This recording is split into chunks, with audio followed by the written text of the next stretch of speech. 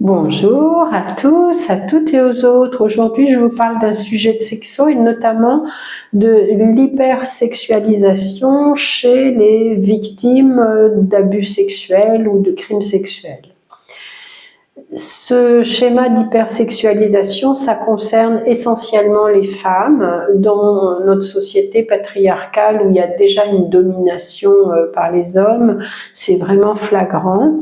Donc ces personnes qui ont subi des abus, elles vont utiliser leur corps comme une sorte d'arme pour, je dirais, pour reproduire de manière compulsive la situation de l'abus, c'est-à-dire où elles sont obligées, elles sont contraintes et en fait comme elles sont coupées de leur corps et qu'en plus elles ont une très très faible estime de soi, ça va être pour elle cette hypersexualisation qui en quelque sorte c'est une sorte de séduction et d'hypersexualisation de toutes les relations humaines, c'est-à-dire au bureau, au travail, dans les transports, à la banque, n'importe où.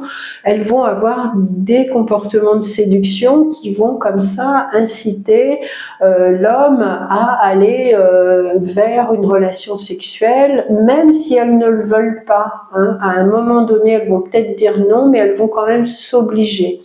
Donc ça, l'hypersexualisation, ça s'explique par aussi la compulsion de répétition, pour essayer de soigner le trauma, on le répète. Et puis aussi, comme souvent l'abuseur fait partie de la famille, et bien il y a déjà eu une sorte de chantage affectif où on relie la sexualité à l'affect. On sait, si tu dis rien, si tu acceptes, si tu continues, moi je vais continuer à t'aimer aussi. Donc la personne, elle confond sexualité et affectif et elle va utiliser la sexualité pour avoir de l'attention, pour avoir de l'affect, ce qui évidemment ne fonctionne pas, bien évidemment. C'est des personnes qui peuvent aller jusqu'à la dépendance, à l'addiction, à la sexualité, qui peuvent avoir des fantasmes sexuels de domination, de soumission très envahissants avec des angoisses qu'elles cherchent à éliminer par de la sexualité, ce qui ne fonctionne pas non plus.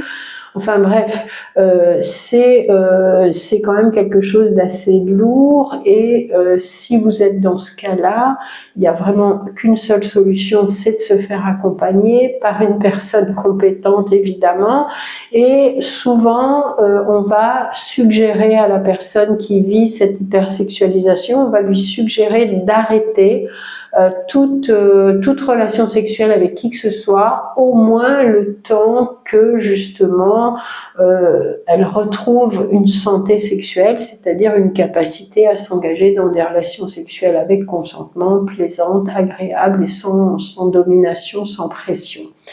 Donc ça, c'est une chose vraiment importante de saisir qu'il faut passer par une période, entre guillemets, de sevrage sexuel.